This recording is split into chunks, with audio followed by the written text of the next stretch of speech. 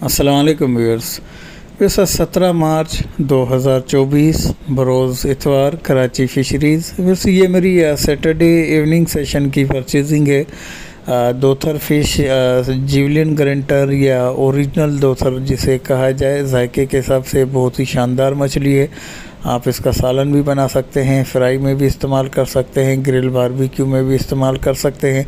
जैसा कि मैंने आपको पिछले भी वीडियोस में बताया है कि जो ग्रिल पर्पज़ के लिए जो बेहतरीन मछलियां हैं उसमें हीरा, दोथर, ढांठी, दंदिया ये बहुत ही शानदार रहती हैं ग्रिल के हिसाब से। हीरा वगैरह का सालन के अंदर थोड़ा सा गोश्त सॉफ्ट होने की जैसे बिखर जाता है या टूट फूट का शिकार हो जाता है, लेकिन दोथर का गोश्त जो है वो थोड़ा सा हीरा के मुकाबले में सख्त होता है, तो सालन में टूटता नहीं है, लेकिन अपने मुनफरिद जायके की वजह से बहुत ही शानदार मछली है।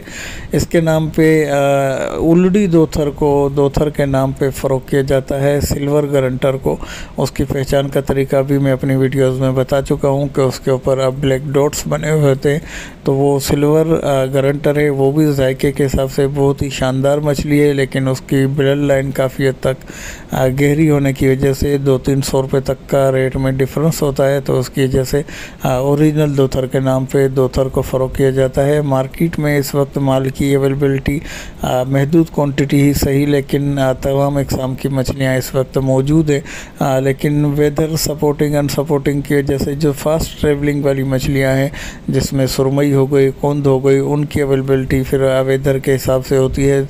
अगर सपोर्टिंग वेदर होता है तो उनकी क्वांटिटी भी मार्केट में बढ़ जाती है, लेकिन अगर सपोर्टिंग ना हो तो फिर वो कुछ हद तक शॉर्ट रहती हैं। लेकिन मुश्का, हीरा, दोथर, दंदिया वगैरह ये इस वक्त रेगुलर बेसिस पे मार्केट में आ रही हैं। लेकिन आज का जो वेदर था तो उससे उम्मीद है कि आज संडे इवनिंग सेशन में सुरमई और कुंद की क्वांटिटी भी बढ़ने की उम्मीद है। बाकी एक महदूद क्वांटिटी आती है तो उसको फिर एक्सपोर्टर भी आप उठा लेते हैं, आम फरोख्त होते हुए नज़र नहीं आती।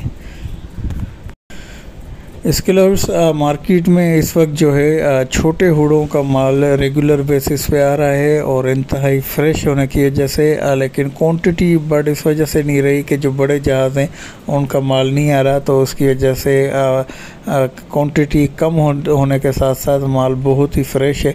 लेकिन जैसे ही मिड रमज़ान गुजरेगा उसके बाद जो थोड़े बहुत पीछे रह गए जहाज़ है उनका माल आएगा, मार्केट एकदम से भरेगी, तो फिर काफ़ी हद तक रेट मज़ीद नीचे आएंगे। जैसे कि पिछले साल आपने देखा था कि एक्सपोर्ट आर्डर जो है कुछ टूटने की वजह से माल काफ़ी हद तक नीचे गिरावट का शिकार हुआ था, तो मिड रमज़ान के बाद उम्मीद की जा रही है कि मज़ीद मार्केट कुछ गिरावट का शिकार होगी। लेकिन इस वक्त भी काफ़ी हद तक रेट स्टेबल है और फ्रेश कंडीशन की माल की अवेलेबिलिटी भी मार्केट के अंदर मौजूद है।